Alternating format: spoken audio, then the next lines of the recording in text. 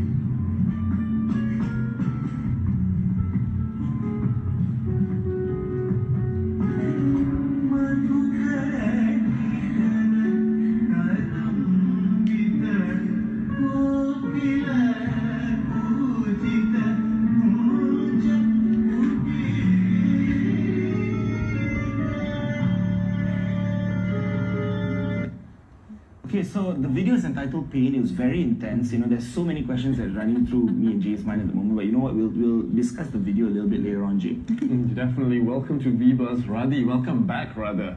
Thank you very much for having me. It's an absolute pleasure. Now, for the benefit of our viewers who didn't catch you on the show the last time, could you take us through how did you get your start in dance? Well, I started off dancing in Temple of Fine Arts. I was there for about 4 years, doing lots of basic Bharatanatyam. And then afterwards, I shifted on to Sutra Dance Theatre to do Odissi and ballet. And I was at 2 places at the same time. And then it got a bit too heavy, and we decided to opt for Sutra Dance Theatre. And yeah, I've been under the umbrella for about 24 years now. Wow. But I have left and come back to Malaysia. I left to join Shobana Jeyasingh, and I was with her for about 5 years, dancing full time as a professional. Yes, as a professional dancer, a contemporary dancer. And that is where we did lots of contextualizing dance and outreach programs. And that is why now I am into dance education and I'm teaching in private schools. Right. Teaching dance and contextualizing for secondary IGSCE level. Yeah. Yeah, that's about it. And now freelancing and also trying to bring this entity up. Brilliant. Yeah, we'll talk so much more about that in a short while. But we know you've been dancing for about 20 years odd. How have you learned and shared your knowledge in dance, in particular, with people out there throughout the years? Well, at the beginning, I've always hated teaching.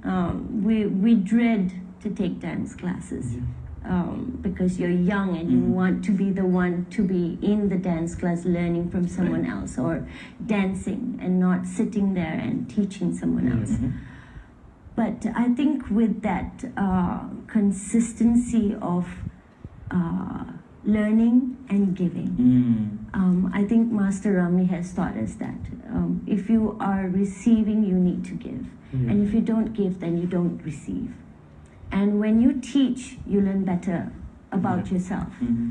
And so I started teaching at the age of, we were so young, 12. Wow. and I used to teach like toddlers, and then even January Lau was my student, Revati, and the whole generation that was after Mavin Koo and Geeta, and we were the next generation, and the generation after that we had to teach them. So it was good because in return you learn about yourself and you become a much stronger dancer. Yeah.